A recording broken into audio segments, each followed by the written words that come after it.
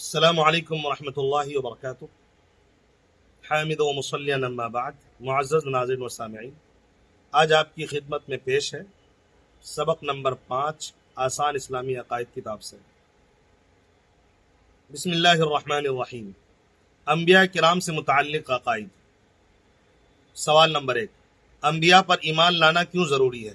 جواب، انبیاء پر ایمان لانا اس لیے ضروری ہے کہ انبیاء کرام اللہ تعالیٰ کے مقرب اور سچے بندے تھے۔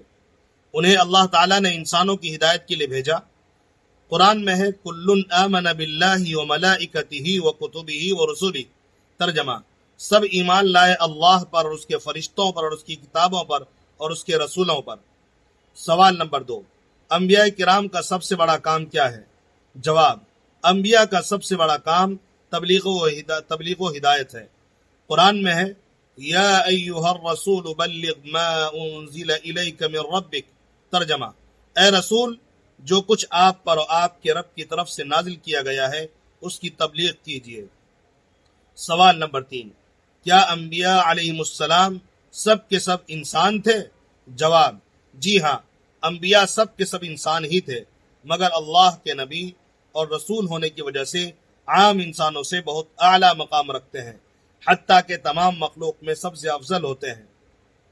قرآن میں ہے وَمَا أَرْسَلْنَا قَبْلَكَ إِلَّا رِجَالًا نُوحِي إِلَيْهِمْ، ترجمہ، اور ہم نے آپ سے پہلے بھی انسانوں ہی کو رسول بنایا جن پر ہم وحی بھیجتے تھے۔ سوال نمبر 4، کیا انبیاء علیہم السلام گناہوں سے پاک ہوتے ہیں؟ جواب، جی ہاں، تمام انبیاء کرام ہر طرح کے گناہوں اور غلطیوں سے بالکل پاک صاف ہوتے ہیں۔ قرآن میں ہے وَأَدْخَلْنَاهُمْ فِي رَحْمَتِنَا إِنَّهُمْ مِنَ الصَّالِحِينَ، ترجمہ، اور ہم نے ان نبیوں کو اپنی رحمت میں داخل کر لیا تھا، یقیناً ان کا شمار نیک لوگوں میں تھا۔ سوال نمبر 5، کیا انبیاء کرام سب ایک ہی دین پر تھے؟ جواب، جی ہاں، انبیاء کرام سب ایک ہی دین پر تھے اور وہ دین اسلام تھا۔ قرآن میں ہے ان الدین عند اللہ الاسلام، ترجمہ، بے شک دین اللہ کے نزدیک صرف اسلام ہے۔ سوال نمبر 6، کیا انبیاء میں فضیلت کا فرق ہے؟ جواب، جی ہاں، سب انبیاء افضل ہیں لیکن بعض کو بعض پر فضیلت دی گئی ہے۔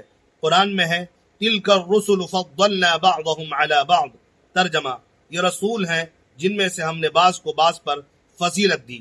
سوال نمبر 7، کیا انبیاء نے کبھی دنیاوی اجرت طلب کی؟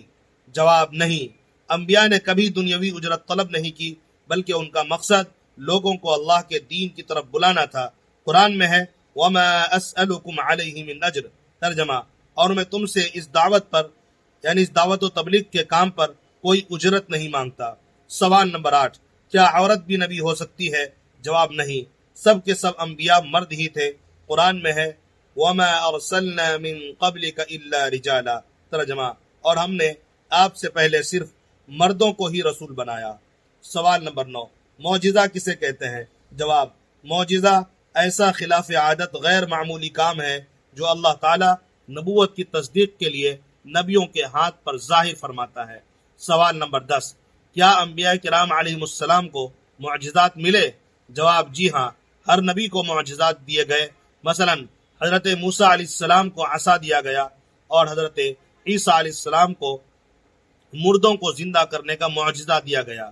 قرآن میں ہے وَأُحْيِي الْمَوْتَى بِإِذْنِ اللَّهِ، ترجمہ، اور میں مردوں کو اللہ کے حکم سے زندہ کرتا ہوں۔ آپ سے درخواست ہے کہ اس ویڈیو کو آگے شیئر فرما دیں تاکہ جو بھی سنیں ان کو فائدہ ہو اور اس کا ثواب آپ کو ملے۔ جزاکم اللہ خیرہ۔